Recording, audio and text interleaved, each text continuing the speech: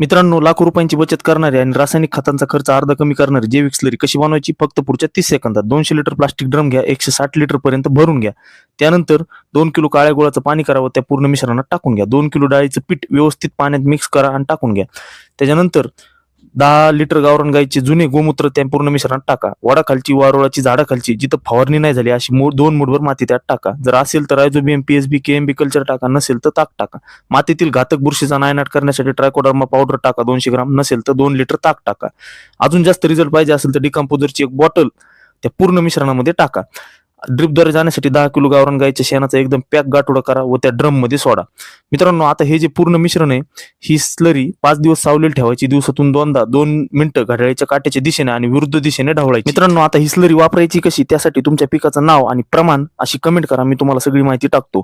हा व्हिडिओ आवडला असेल तर लाईक करा, जास्तीत जास्त शेतकऱ्यांपर्यंत शेअर करा. अशाच नवीन व्हिडिओसाठी जय जवान जय किसान अशी कमेंट करा. मित्रांनो, तुम्हाला अजून सखोल माहिती पाहिजे असेल तर युट्यूबवर कृषी मित्र अनंत या चॅनलवरील 0 बजेट नैसर्गिक शेतीच्या व्हिडिओ सिरीजला भेट द्या. भेटूयात नवीन व्हिडिओत नवीन संकल्पनेसोबत. तोपर्यंत धन्यवाद.